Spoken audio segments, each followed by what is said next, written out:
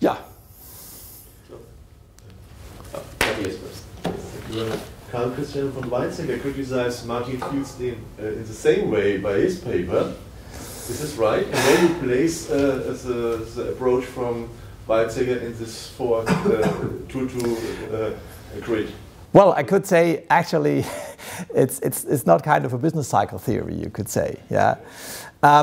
Something to do with the definition of savings. Yeah, it has something to do with the definition of savings. But Weizsäcker, of course, says we're talking about the planned savings. The households, due to demographic changes, want to increase their savings, and he says his argument is it is due to reasons coming from capital theory, the Austrian version of capital theory. It is not possible to match this wishes of increase in savings by an increase in the productive capital. So he would say, if people try to make these plans come true, then he says, and that is a quite Keynesian idea, then he says that might lead to simply to enlarged depressions, to stagnation. He says if there is no possibility then to actually realize these higher savings in terms of higher productive capital, then one possibility might be an enlarged stagnation and depression. The possibility chosen by Germany at the moment is have a high current account surplus.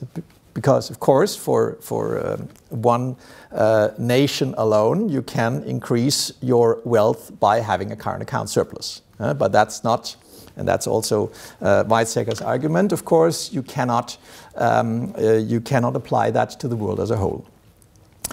And therefore, his argument is to fulfill the wishes of the households for higher savings, for higher wealth, we must have higher government, debt to avoid depression, to avoid stagnation, and due to the fact that the government is the only actor who can credibly pay a Ponzi game. Because he says, of course, pay-as-you-go systems are in a way Ponzi games, and the only actor who can make sure that the Ponzi game works all the way down is the government, due to its ability to tax. Therefore, I'm apart from the capital theoretic arguments, I'm not really sure whether is really watertight, and you can of course endlessly discuss whether we are in a situation of secular stagnation. But I think the arguments brought forward by Robert Gordon are quite convincing, I think. But nevertheless, I find it fascinating that an still arch-liberal like Karl Christian von Weizsäcker comes to a conclusion or to a policy proposal that would many regard as purely Keynesian. And therefore, he has also attracted a lot of criticism from the rest of the economic community. But if you know von Weizsäcker, then you know also it does not bother him at all. Yeah. Could I ask you to go back to the slide with the two different types of lockstep and the 4 different models? Yeah. Yes. This one? Yes. The new one or the, yeah. Okay. Yeah.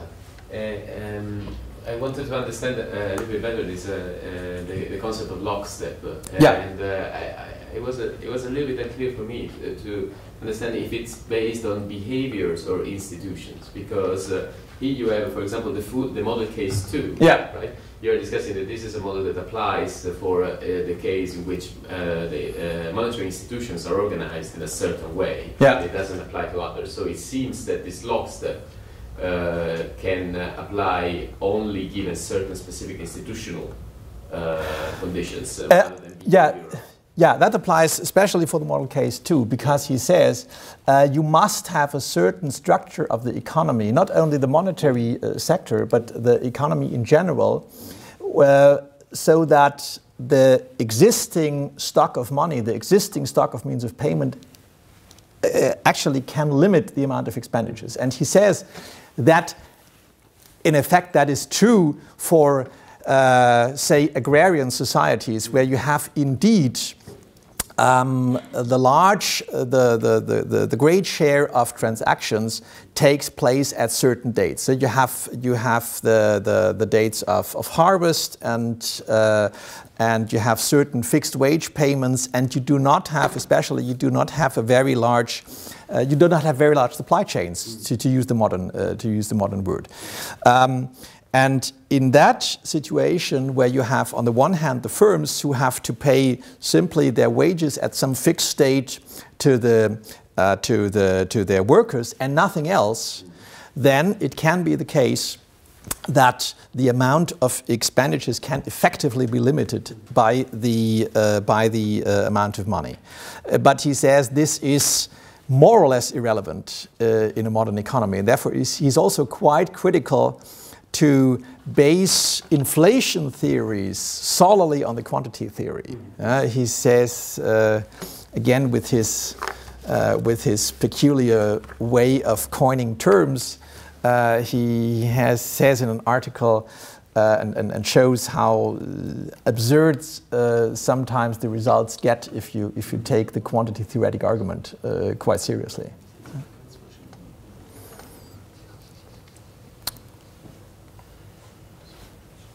So, time for lunch. Yeah. Discussion follow. Yeah. Okay. Not yet lunch. Not yet lunch. No. I was given a small. Oh yes. Yeah. Ah. Oh yeah. Yeah. I said yes. I'll try to take some. Yeah.